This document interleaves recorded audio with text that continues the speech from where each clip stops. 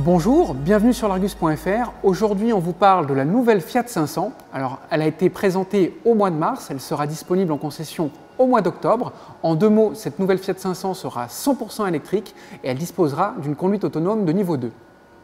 Le modèle présenté ici incarne véritablement la montée en gamme de la nouvelle Fiat 500. On est sur une édition qui s'appelle la Prima, numérotée à 500 exemplaires. Là, c'est un cabriolet. Il est facturé 37 900 €. Alors, en termes de style, il y a des éléments chromés, il y a une très belle mise en scène des phares à l'avant, mais on le dit clairement, ce n'est pas un restylage, en fait, c'est une nouvelle génération. Le véhicule est 6 cm plus long, 6 cm plus large. Il y a l'empattement aussi qui a été majoré. On le voit également au niveau des arches de roue qui accueillent des jantes de plus grand diamètre. Le véhicule est bien assis et ça montre véritablement un standing plus élevé que de par le passé. Je vous le disais en préambule, cette Fiat 500 sera 100% électrique. Sous le capot avant, on trouve un électromoteur d'une puissance d'environ 120 chevaux.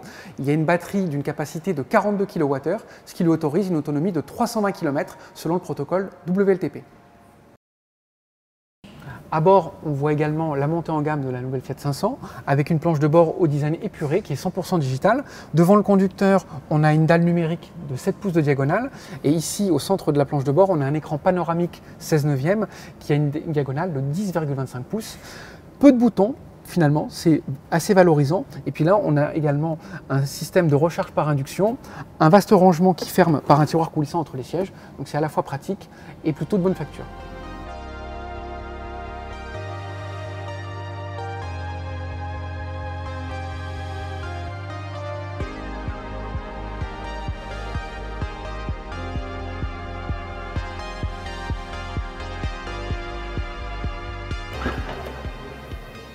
La capacité du coffre de cette Fiat 500 Cabriolet est de 185 litres, c'est une contenance équivalente à celle du modèle précédent.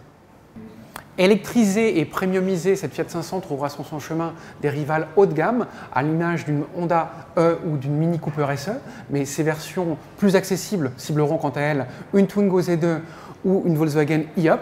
Alors avec bonheur, Fiat a su réinventer son icône et ratisser largement. C'est une très belle stratégie pour que le mythe dure encore longtemps.